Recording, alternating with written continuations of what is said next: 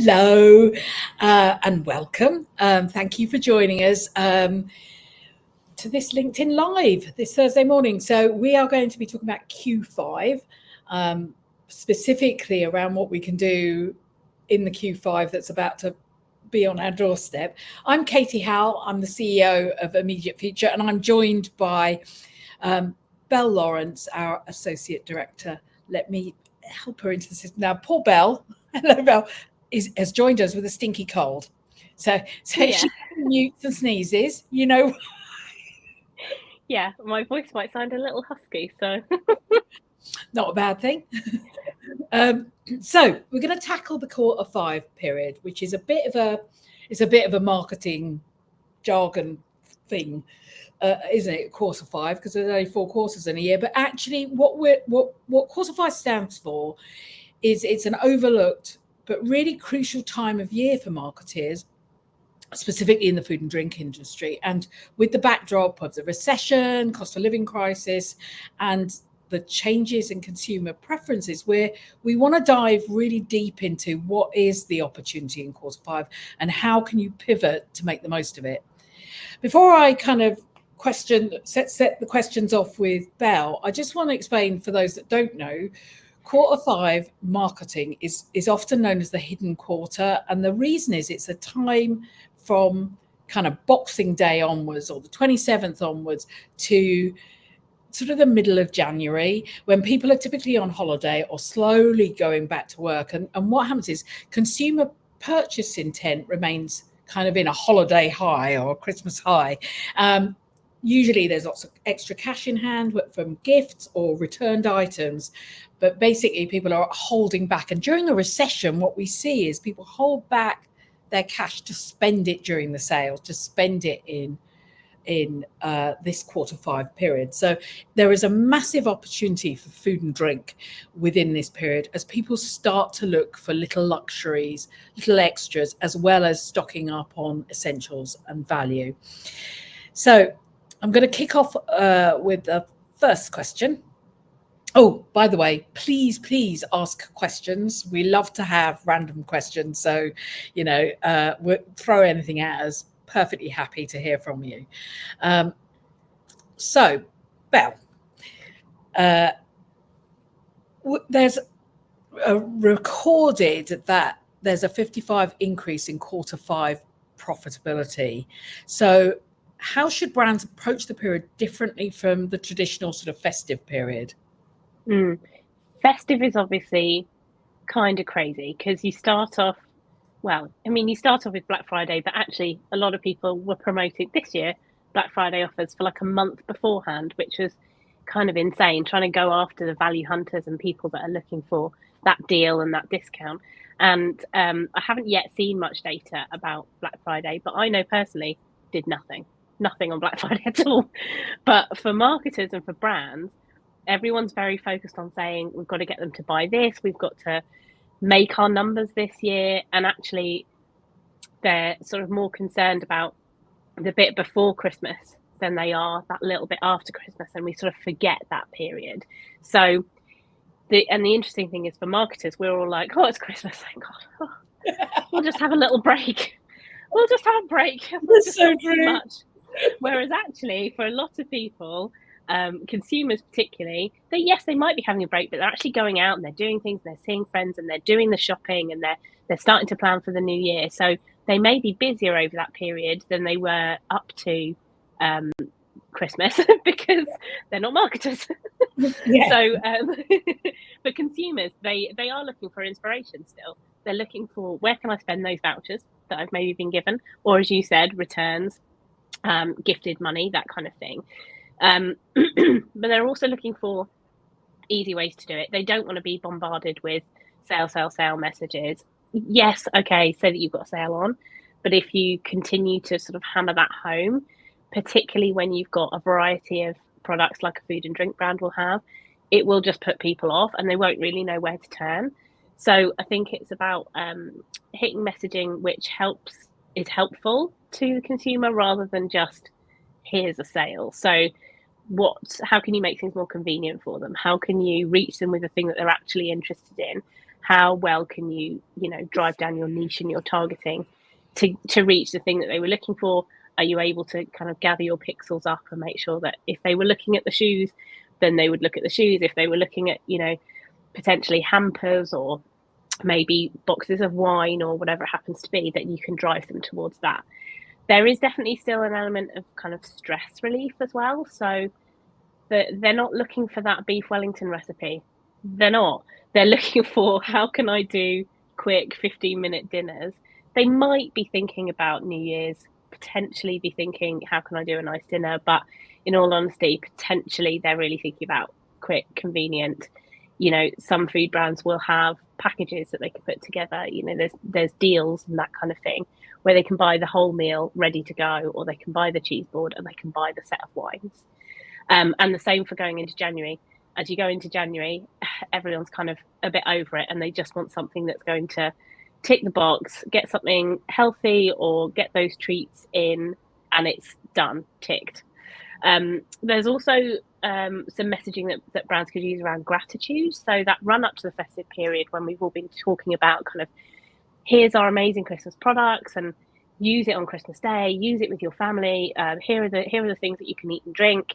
Then post Christmas and going into January, kind of saying thank you that you did buy this, and show us what you've done with it, and use that UGC to really kind of hero the fact that they did support you before the Christmas period, is a really nice way, and kind of quite an easy way to, as a marketer and a brand, maybe take a breather and say, well, let them create the content for a bit, and utilize. I love that. Anything for an easy life. Yeah. And yeah. I love that, because actually a lot of next year, I think, during a recessionary year, is always about sweating small stuff.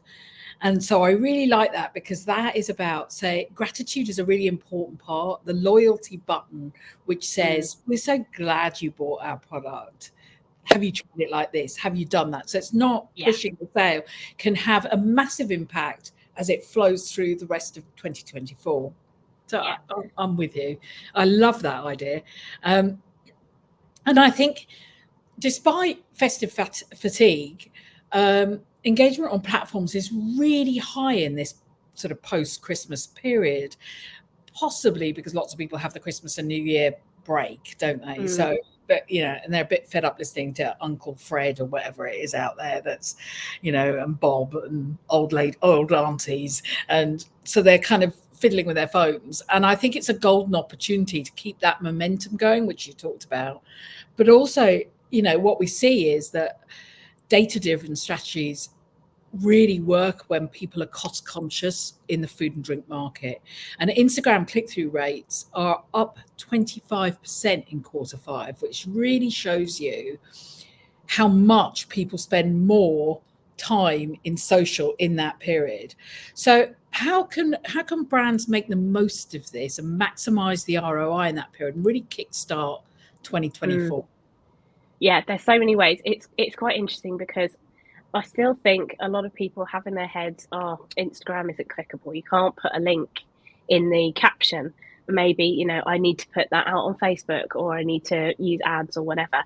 And yes, you can definitely use ads to create the clickable content for sure. But there are loads of other routes that you can do organically. And for food and drink brands, you maybe want to be able to put out lots of content and interesting content to reach lots of different people who are interested in different types of food and drink.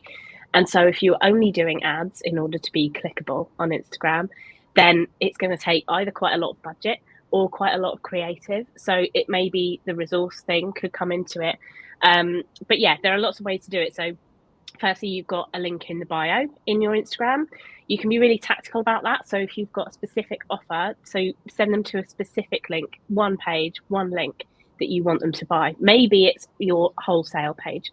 Maybe it's something that you really need to get off the shelves. Maybe you didn't sell a bit more before. Think about it tactically. Or of course you can do that link in bio, link tree, where you get a range of links so that people can go exactly where they need to go. In stories now, you can include a link that obviously people can click on, but the great tip here is don't just use the URL. You can mask that with a URL description over the top. So use a compelling CTA instead of just the URL.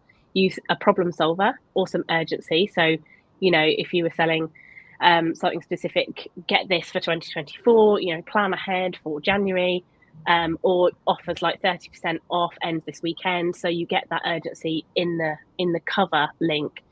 It might be useful to also put a little badge or a little GIF that says link, just to make sure they know exactly where to click, because not all consumers are still used to clicking in stories. Using interactive tools is probably quite underused. So get them engaging before you kind of throw a link at them, if you like. So using polls or quizzes, getting them to interact with you, they'll probably then be more comfortable clicking on a link to go through to a website because they're already engaging, they're in that mode. They might want to link that to watching a longer video about the brand or specific offers. Working with UGC, obviously, or influencers, give them a tracked link, so something that you can see when it is clicked that goes through to the page, and build some retargeting off that. And obviously reshare anything that they post so that you've got that kind of whole 360 to ensure that all the links are there.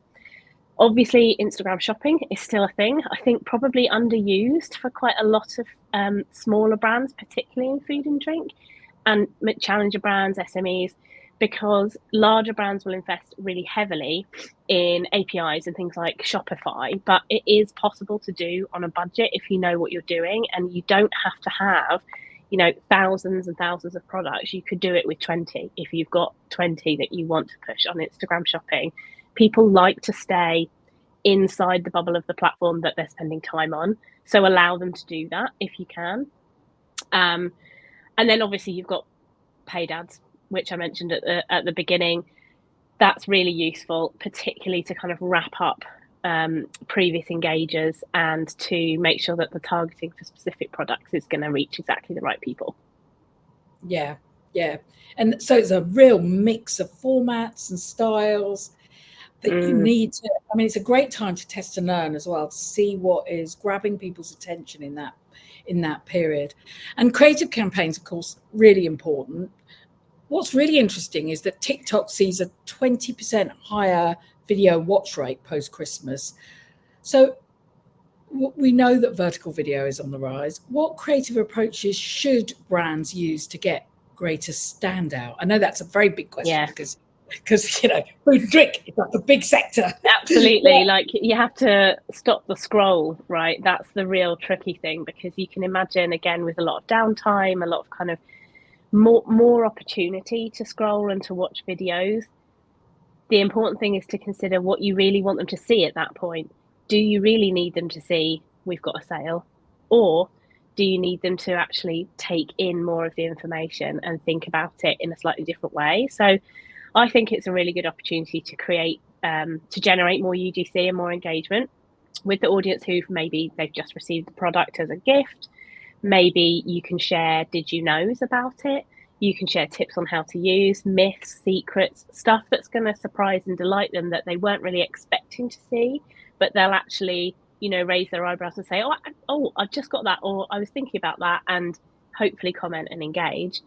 Giveaways, they're good because some people weren't lucky enough to be gifted, or they weren't lucky enough to have had it before. So something that gives them the opportunity to understand how great the product is, and then an opportunity to win something at a later date is always a good opportunity. I think it's also a great time to start building the brand and build trust as well, because things like behind the scenes, maybe a recap of what happened in the run up to Christmas, or what's the next big thing that the brand are about to do into January, is quite a nice thing to do. So you don't have to just say, again, sell, here's the product, try it out. It can be as well sort of a little bit longer, because we know they're going to maybe have the time to watch it. As long as you start off with something compelling that stops the scroll, that they potentially see something fun, funny, informative, entertaining, something that they weren't expecting to see right at the top of the video, then you can go into a slightly longer brand story. And obviously we can post much longer TikTok videos now than we used to be able to, so opportunity to build those stories a little bit more. But yeah, the main thing is what people are looking for when there's sort of higher watch rates and the higher times is entertainment. That's what they really want. It's the calm after the storm. They want to laugh. They want to see that brands are on trend, that they're listening to them. So talk about things, but keep it light, keep it fun, and keep it inspiring is what I would say. Absolutely. And I think absolutely. And when it comes to vertical video, entertainment has got to be your cornerstone. And particularly, I think in January, where we've got darker nights, earlier nights, people are feeling a bit like we've got Blue Monday or whatever coming on the horizon. So I think that is really key. You should be that inspiration, that joy in that moment. But I also think this is a time to think a little bit harder about your shopper missions. So, by example, imagine you're a product that's, chicken nuggets. I'm just making that up. There'll be many reasons people buy chicken nuggets. So it might be because it's a great way to feed the kids during the Christmas holidays. It could be because you can put them in the freezer and they're always there for when you forget what you're going to have for tea and you haven't planned ahead of yourselves.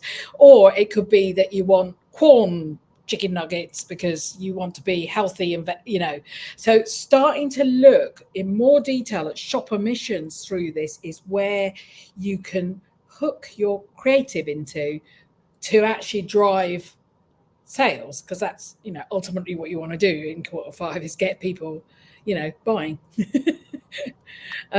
So talking about finding those little elements that work, it would be useful to touch on emerging trends because we've done some research. It's in a nice ungated report. I'm just putting this into the feed so you can now see. You can follow the bit.ly link, which is Q5 Uncovered, and it will take you to a website which you can just read the report. You don't have to fill in any forms or anything else. And what's really interesting looking at Q5 trends or trends that are emerging now that are likely to take off is that we see a rise in things like gluten-free and plant-based demand, not massively a surprise. But how can, alongside that, you've got something like 67% of consumers are still, even though the cost of living is here, prioritizing sustainability and ethics in the products that they buy, particularly when they're trying something new.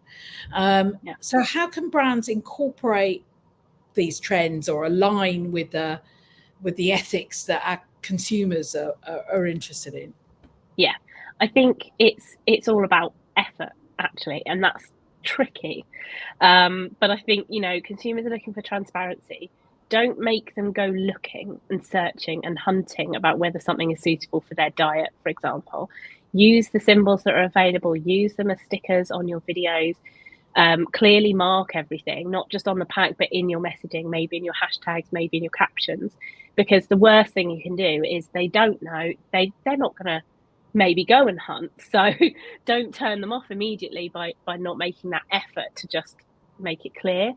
Obviously, when you're thinking about things like recipe videos, can you be more inclusive? Can you include alternatives or suggestions in the copy? Can you post a comment that says, let us know if you need a different dietary requirement to get the engagement going? And then be innovative as well. So, for example, don't just make all your vegan food recipes spicy, because that is like such a pet hate. Just because it's plants doesn't mean that everything has to be spicy. Work out how to enhance the natural flavors or put something else in. There's so much out there now. It doesn't just have to be, I know, we'll do spicy beans. That's not enough. So take a bit of effort.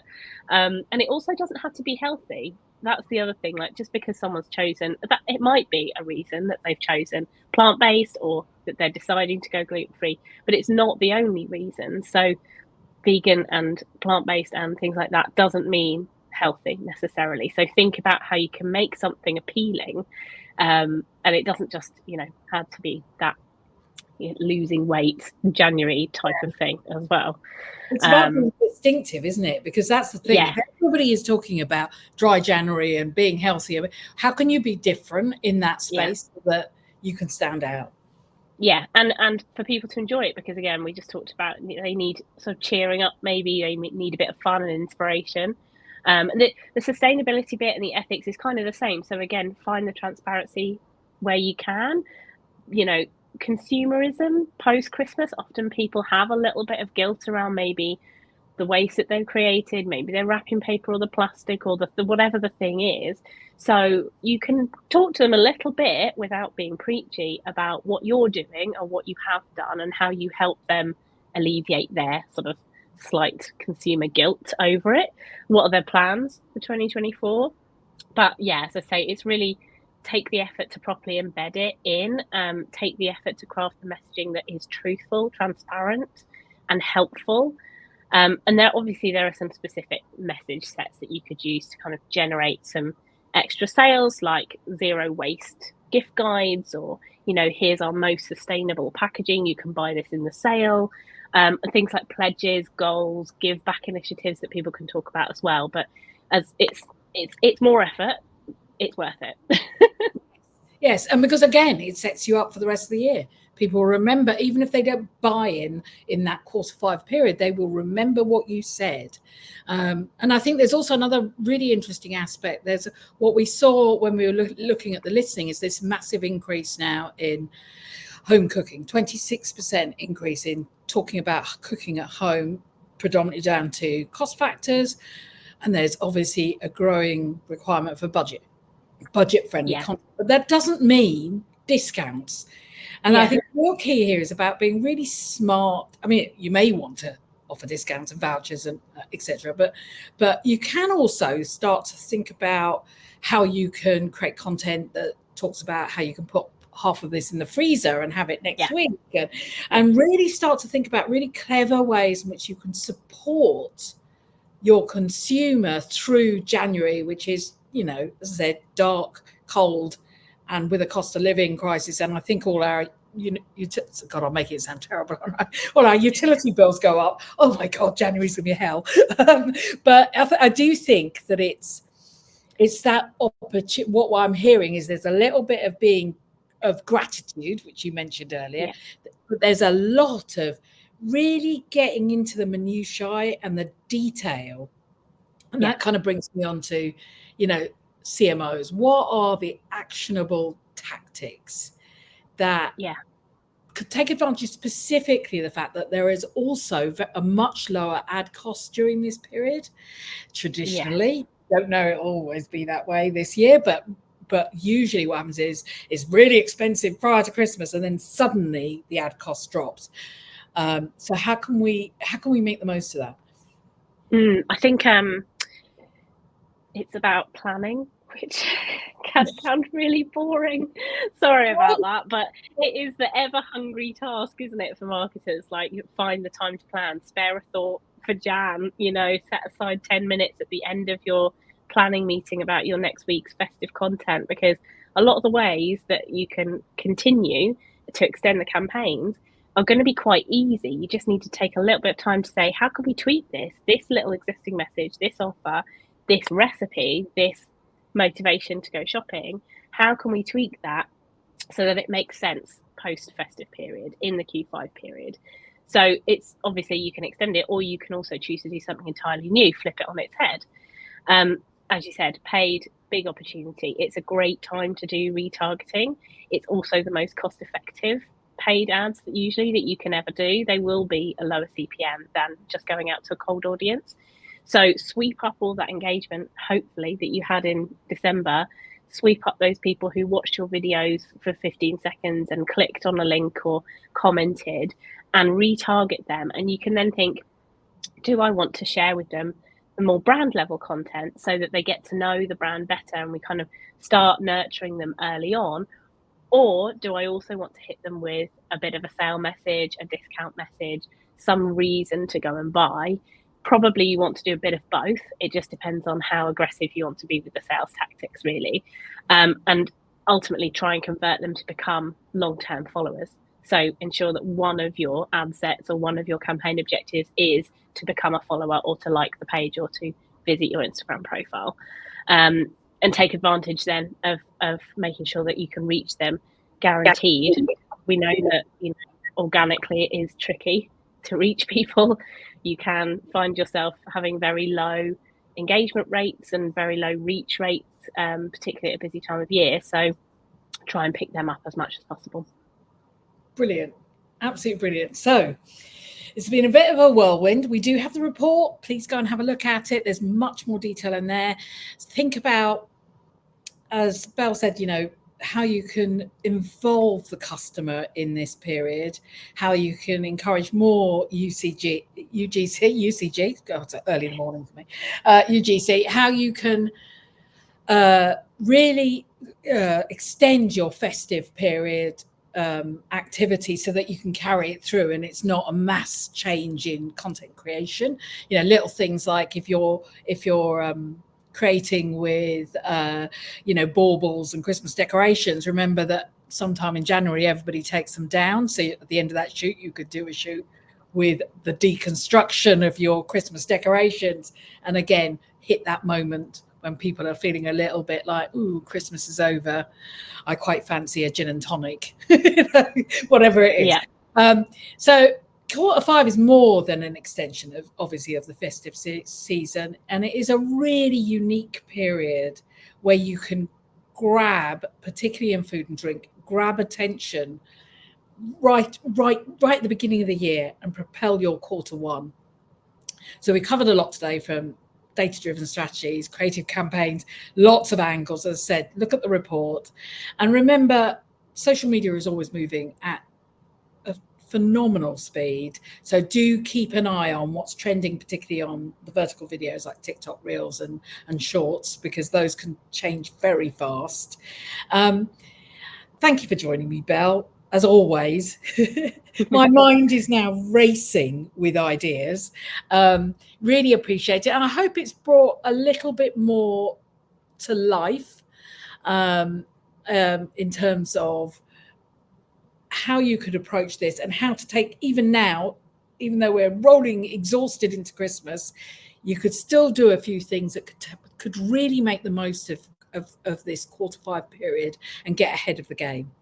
Thank you very much. We didn't get any main questions that I could see through my system, but thank you very much for joining us. We'll respond if you still want to ask questions. We'll respond in comments, so we'll just type it back up again.